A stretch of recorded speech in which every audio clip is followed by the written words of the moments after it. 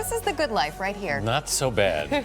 Not so bad. Chef Thomas Keller has won just about every award you can imagine for a chef and restaurateur, including Michelin 3-star honors for Per Se here in New York and the French Laundry in California's Napa Valley. Chef Keller has just published his 5th cookbook, Bouchon Bakery, and we're quite simply thrilled. Rebecca is especially thrilled, in case you hadn't noticed. One of the nation's preeminent chefs is here with us this morning for his ultimate dish. Chef Keller has chosen a childhood favorite. This is a surprise: grilled cheese and tomato soup.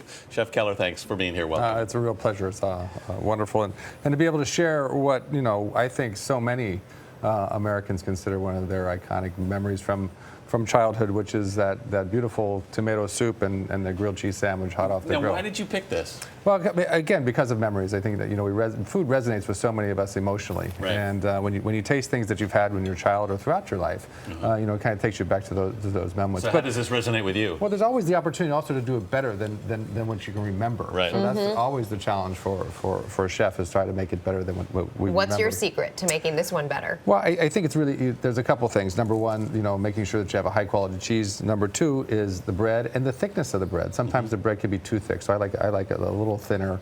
And then, of course, the clarified butter, which gets that really outside, that crispy, and cooking it nice and slow so the cheese really, really melts and gets that real gooey texture that we all love so much.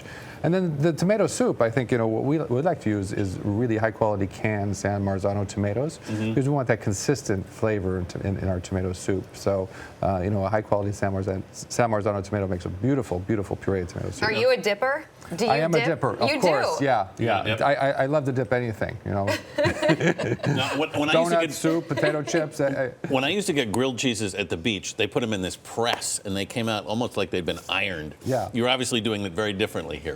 Well, we actually do them in a saute pan, not a non-stick saute pan on top of the stove. But we do use a press as well. We use a bacon press, or something you can buy at Williams-Sonoma, and they give it a little bit of pressure, so we get a nice consistent crust all the way across the bread. Now, that's really, really important. And sometimes you can't do that unless you put a little pressure on top of it. When did you first realize you love food?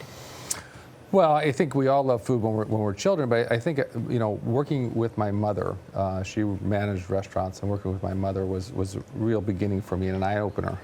So I think that's when I realized I really love food. I realized I would want to become a chef when I was working for a French chef in 1977, a gentleman named Roland Hennon, who became my mentor, and made me realize that cooking is about nurturing people, and that nurturing aspect really resonated with me. So that's when I decided to become a professional chef. You started out as a dishwasher in the kitchen, is that right? Yeah, dishwashing was something that my mother put me on a milk crate in front of the dishwasher to keep me out of trouble. And you learn so many of the basic skills being a cook, washing dishes, if you think about it. You have to be organized, you have to be efficient, right. You have to enjoy repetition. Rituals are really important. You're part of a team.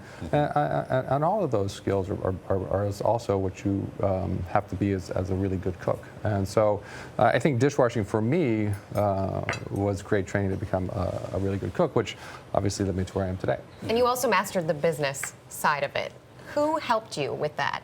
Well, that's a whole lot of people. And I think that, to do anything really well, I think you have to understand that you have to be focused on what your skill sets are, and understand what you don't know, and gather those individuals around you who know what you don't know. I think that's really an important thing. Would you admit to your strengths and your weaknesses in that category? I'm a really good cook. I don't know how to run a dining room,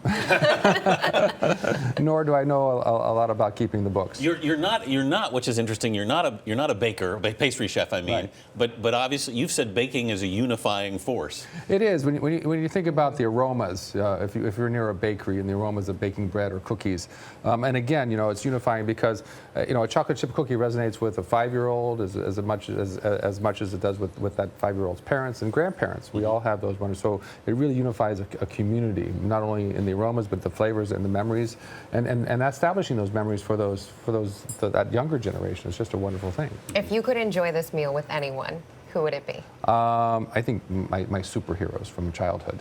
Who are? Which Superman, Batman, the Green Hornet. Superman would love this meal, honestly. That's my favorite answer of all the ones I've heard. I would love to see that table. We're going to have you sign the dish. And I don't know if you have, you brought your own. You came prepared. I came prepared. I love that. Chef, it was really a pleasure. Thank you so much. Always. Really appreciate it. Thank you very much. Thank you.